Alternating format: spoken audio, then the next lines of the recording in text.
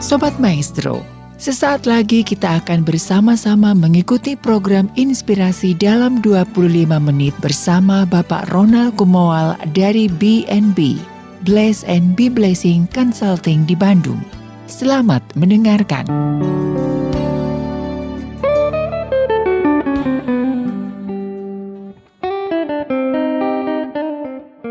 Selamat bergabung di Inspirasi dalam 25 menit. Dalam keadaan bangsa kita sedang dilanda bencana non-alam, dalam keadaan pembatasan sosial berskala besar, kali ini kita akan membahas sebuah topik dengan judul yang sangat relevan, Sehat at New Normal.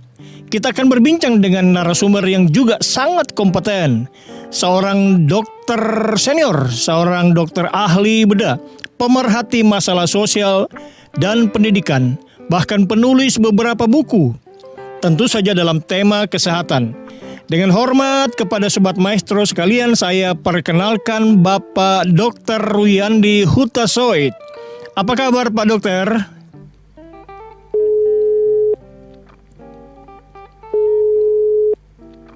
Ya, puji Tuhan, sehat Pak Ronald. Walaupun hampir tiap hari ketemu dengan pasien COVID. Luar biasa.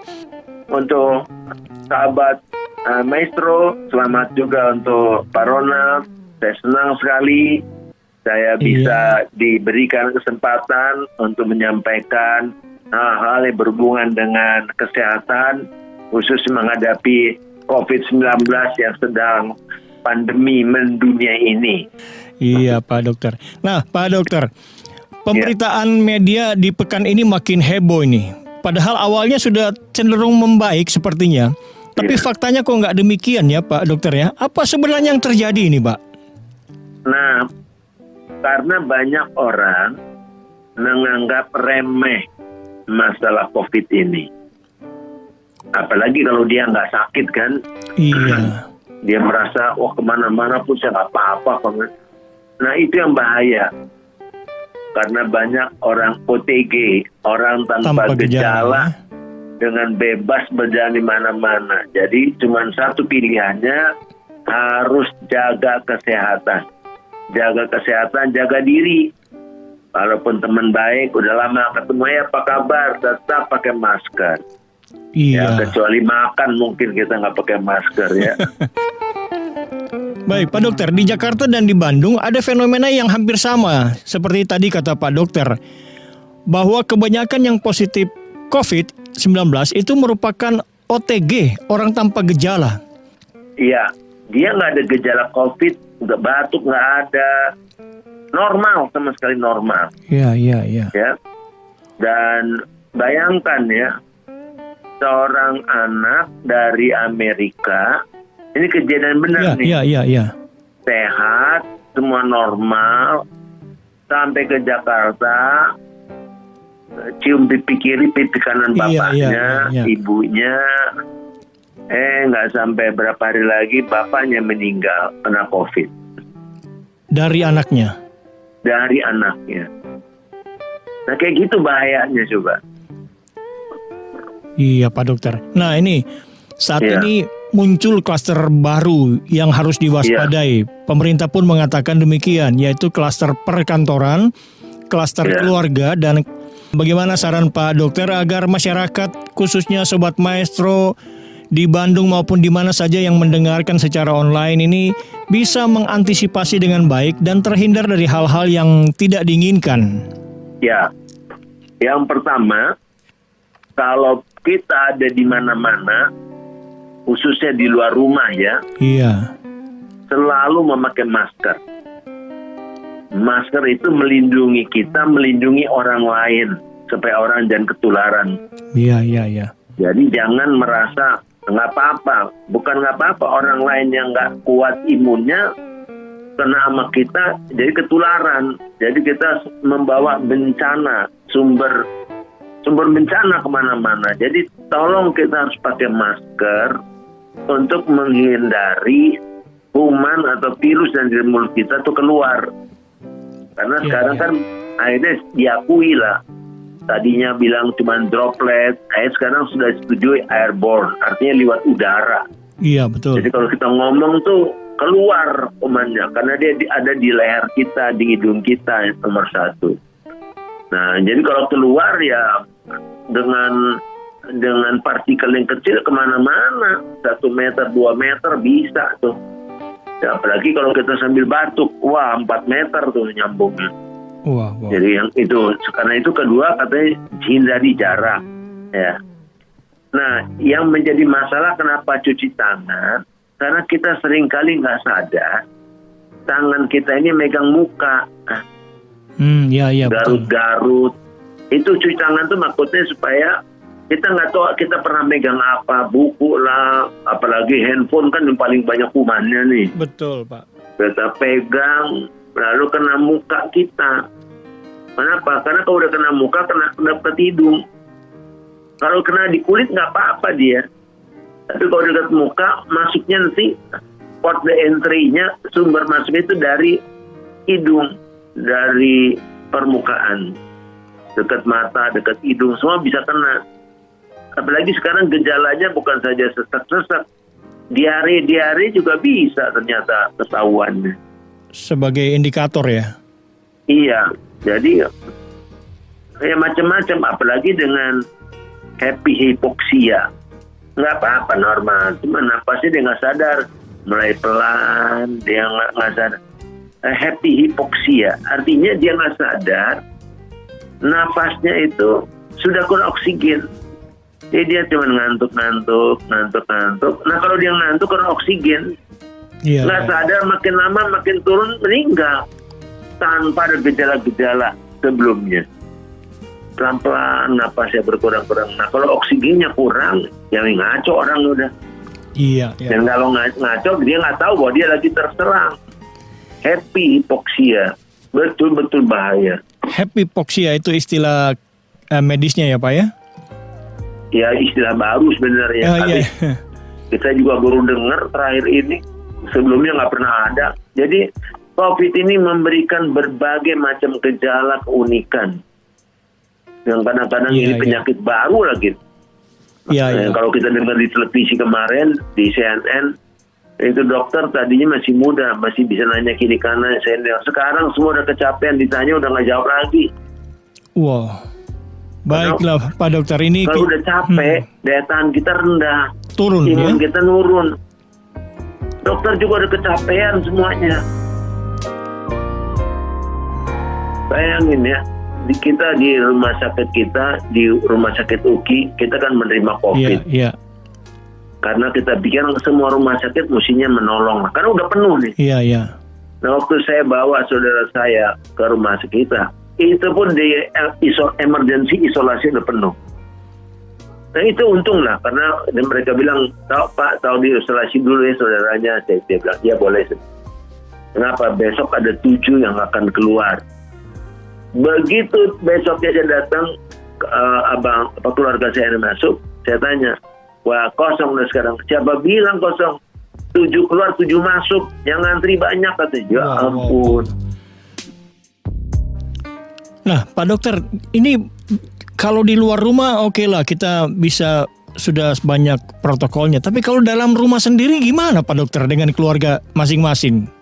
Pokoknya kalau begitu udah mulai panas, ada gangguan di tenggorokan, gatal-gatal, apalagi rada mulai sesak, apalagi tambah dengan nafsu makan udah nggak enak, itu segera deh. Walaupun itu bisa saja penyakit yang lain ya. Nomor 1 itu dulu harus. Jadi kalau tapi di luar, kalau orangnya senang, ketawa, ngomongnya nyambung, ya nggak apa-apa. Tapi kalau mulai ada gejala-gejala yang nggak sehat, tapi orang tua yang paling banyak kenal, juga anak juga kena. Kalau kita ngomong sama dia ngantuk-ngantuk, nah cek dulu nih. Memang sekarang maka itu bagusnya sih ya, tapi ya repot juga ya. Kalau ada alat oximeter, harganya sekitar ya ada yang 100.000, ada yang kurang. Oximeter. Itu tinggal ditaruh di jari, di telunjuk, langsung ketahuan tensi, nadi, sama saturasi oksigen dari paru-paru. Kondisi begini kan sekolah-sekolah diliburkan, jadi kita hanya online. Maka itu jangan sampai kegemuk, makan tuh jangan Maaf over. ya, jangan nambah-nambah dulu deh. Sekarang secukupnya dulu makan. Memang itu perintah Tuhan kan, makanlah secukupnya. Iya. Yang kedua, orang yang gula, tolong jaga badan gulanya. Hipertensi, itu sekarang kena loh. Kita merawat orang yang kayak begitu tuh serius sekali. Jadi tolong jaga kesehatan kita. Iya. Maksudnya roh, jiwa, dan tubuh kita lah sehat. Perhatikan bahwa orang-orang juga bisa ketularan dari kita atau kita bisa ketularan dari mereka. Jadi kita saling jaga. Saat ini banyak orang yang takut makan di luar. Akhirnya makan di rumah, bikin menu sendiri. Mendadak banyak ahli gizi di rumah ini. Tolong Pak kasih saran supaya di rumah juga gizinya juga seimbang dan sehat. Bagaimana sih sebenarnya panduan untuk konsumsi sehat? Gimana Pak Dokter? Kalau imunnya mau baik, ya, Iya. kita mesti tahu musuhnya yang membuat imun kita rendah. Satu, nutrisi yang buruk. Iya. Kedua, polusi udara. Di situ ada radikal bebas. Ketiga, stres. Stres itu Pikiran. ketakutan, khawatir, itu menurunkan imun kita dengan serius. Hati gembira, obatnya manjur, itu betul-betul pengaruhnya hebat. Tapi kalau kita takut, curiga, itu imun kita rendah sekali. Dan yang tidak kalah penting, kurang tidur. Berbahaya ya? Banyak di rumah nonton TV segala macam. Waduh, kalau kurang tidur, harus saya kasih tahu, imun kita itu atau sel-sel yang rusak diganti waktu tidur. Nah kalau kita kurang tidur, khususnya malam mesti tidur, sel kita nggak diganti-ganti, yang rusak tetap rusak, yang sehat makin banyak yang rusak. Ya turun. Dan yang paling bahaya adalah kalau kita sudah punya penyakit kronis, hipertensi, diabetes, PPOK, penyakit paru obstruksi kronis seperti asma, ya, atau seperti emfisema, lebih berat lagi tuh, napas sudah susah, wah itu sih, kena COVID sebentar udah pergi dia.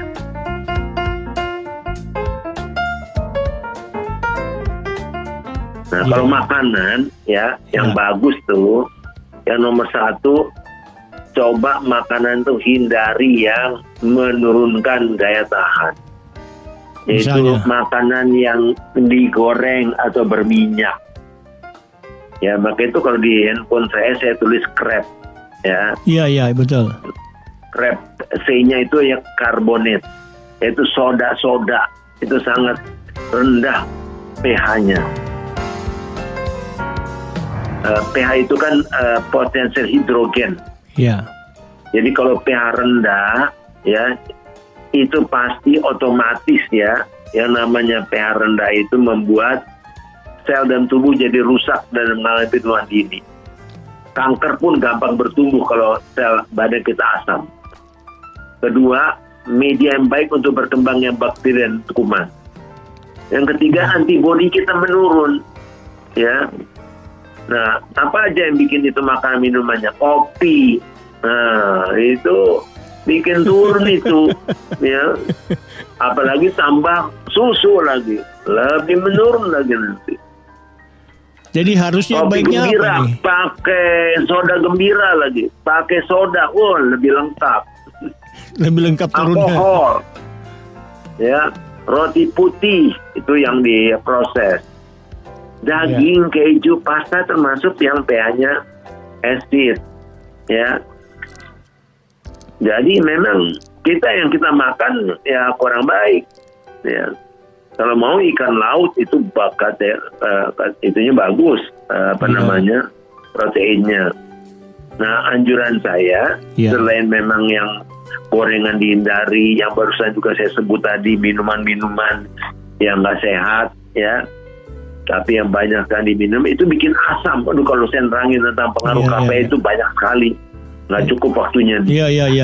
Nah, tapi coba banyak buah-buahan, sayur-sayuran. Kalau nasi, misalkan nasi merah yang kapsulnya tuh, yang masih ada, masih sehat gitu. teh kalau boleh teh hijau, ya. Rumput laut juga hebat sekali itu, orang Jepang tuh paling seneng. Itu bukan saya protein tinggi tapi sangat sehat. Iya. Jadi itulah minuman yang tadi saya bilang, alkohol, soda itu dihindari masa-masa COVID ini. Terus gorengan, makanan yang sudah diproses, atau makanan yang dari terigu yang diproses lagi jadi roti putih, rasanya macam-macam kue itu hindari, ya. Maupun gula buatan atau segala macam, ya, gorengan tadi saya bilang. Iya. Baik Pak Dokter, nih Pak Dokter ini ada saya teringat ada quote dari Khalil Gibran, sangat terkenal ini ya. Kata beliau, hidup tanpa kebebasan seperti tubuh tanpa roh. Nah, sebagian orang mengkaitkan ini dengan pola makan. Bahkan ada juga yang kaitkan dengan pendekatan bahwa yang masuk di mulut itu no problem, yang keluar itu yang problem. Nah, bagaimana pendapat Bapak ini, Pak? Jadi begini, memang semua makanan ya bagus, tapi kan nggak semuanya berguna. Oh iya, itu dia ya. Makanan itu jangan lihat enaknya, gizinya dong, ya. Iya. Malah ada makanan yang bikin kita jadi sakit, ya. Ya, makanan yang sudah diawetkan itu bukan makanan yang normal lagi, yang bisa bertahan 2 tahun. Waduh, di mana zat gizi dan vitamin yang bisa bertumbuh gitu lama, bertahan gitu lama. Mulai hari ini makanlah makanan yang hidup. Karena di makanan hidup ada zat kehidupan yang kita perlukan. Amin. Kenapa air susu ibu lebih sehat dari air sapi? Karena di air susu ibu itu kan makanannya steril kan, bersih. Iya. Ya, di susu sapi kan mesti dimasak lagi, ini lagi. Yang kedua apa coba? Bukan saja bersih, steril, dia juga gizinya tinggi. Iya. Karena dalam susu ibu ada antibodi. Dan juga ada hormon untuk enzim untuk membangun sel otak. Iya. Jadi kayak gitu-gitu tuh mesti tahu. Memang susu sapi hanya untuk sapi. Tapi susu ibu ya untuk manusia. Susu binatang manapun diminum. Padahal memang susu itu kalau kita makan gede, itu makanan atau minuman yang paling sukar diproses. Karena kena asam dia jadi kasein. Sukar diproses. Malah ada intoleransi laktosa. Malah mencet-mencet pun makan itu. Iya. Jadi ya, coba deh makan yang hidup, yang normal, yang semakin banyak raw food, yang mentah itu bagus. Orang Sunda tuh terkenal dengan makan lalap. Iya, itu makanan sehat ya. Semua jarang digoreng, dipepes. Lihat aja muka orang Sunda dengan orang-orang yang suka makan lemak, apalagi pakai darah dicampur, mukanya beda. Iya. Ya. Nah, itu makanan itu juga bikin bukan sehat, juga mukanya jadi licin, kulitnya jadi bagus, bersih ya, nggak berjerawatan, nggak benjol-benjol ya, karena lemak kebanyakan gitu.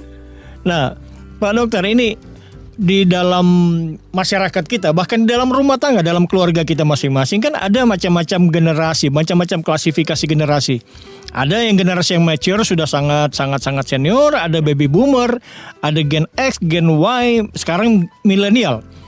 Masing-masing kan punya pola makan, punya kesukaan, beda-beda ini Pak.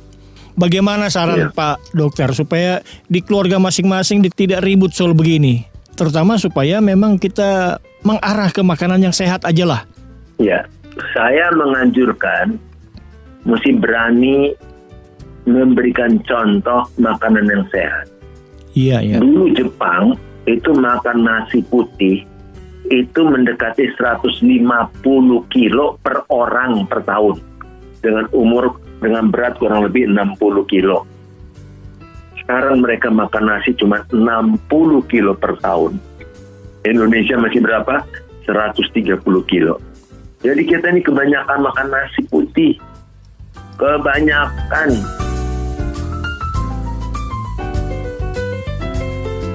Filipina, Singapura, Taiwan itu dikit-dikit makan nasi putihnya. Indonesia masih 2 kali lipat kalau makan nasi putih karena nggak diajarin. Maka itu Indonesia gula diabetes paling tinggi ketiga di dunia.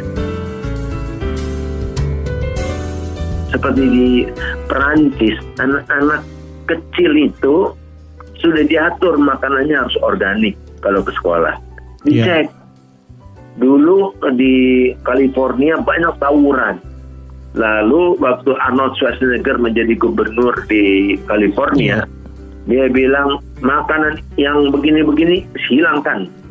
Soda, makan makanan yang nggak bagus. Diganti makan sehat. Tawurannya menurun. Jepang, orang itu udah diajar makan mesti secukupnya. Maka itu obesitas paling rendah di dunia ada di Jepang. Dan karena pola makan yang sehat yang diajarkan oleh masyarakat, oleh pemerintah, maka biaya pengobatan kesehatan di Jepang rendah sekali. Iya. Sementara di Indonesia, BPJS uangnya habis oleh karena orang-orang berpenyakitan. Ini harusnya orang, maka itu saya lagi bikin gerakan sekarang membangunkan atau membangkitkan raksasa tidur.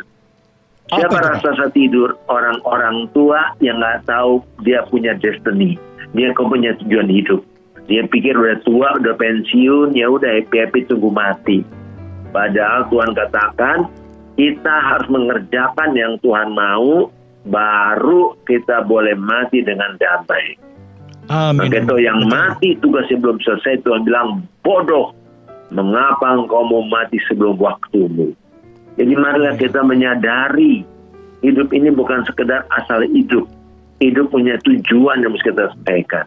Sehingga di Jepang sekarang orang yang berumur 90 tahun ke atas karena saking sehatnya pola makannya, hidupnya segala macam, 2 juta orang yang umurnya 90 tahun ke atas. Iya. Yang berumur 100 tahun ke atas 69.000 orang. Banyak sekali. 600, hampir 70.000.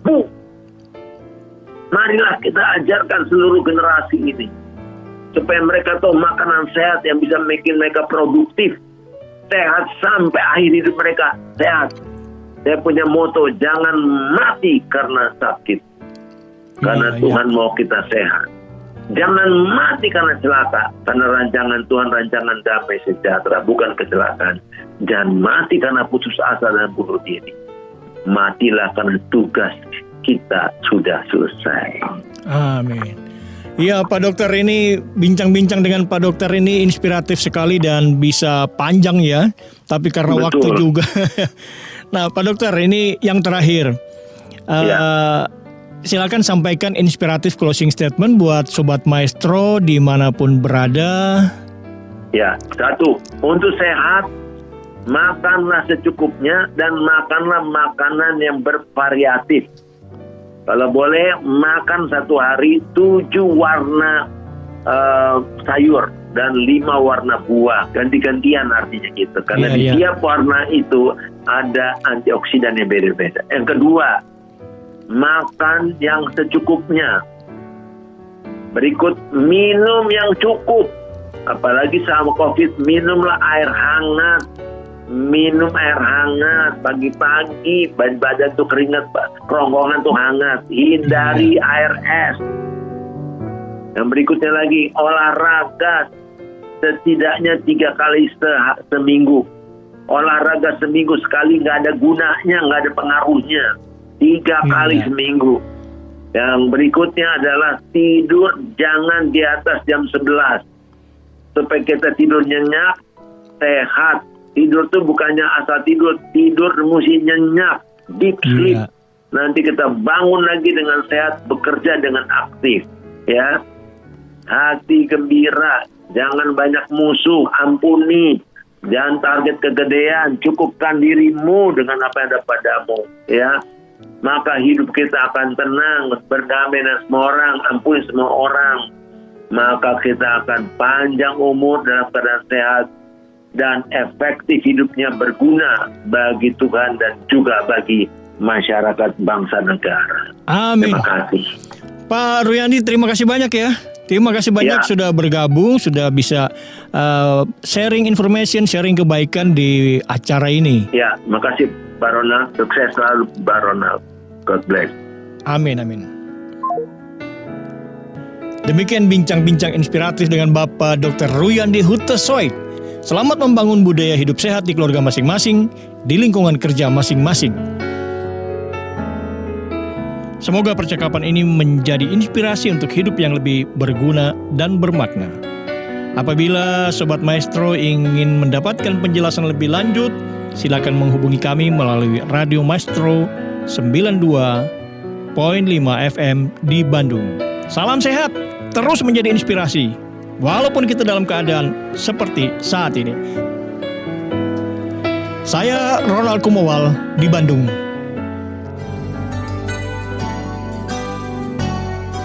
Sobat Maestro, Anda baru saja mengikuti program Inspirasi dalam 25 menit bersama Bapak Ronald Kumowal dari BNB, Bless and Be Blessing Consulting di Bandung. Terima kasih atas kebersamaan Anda.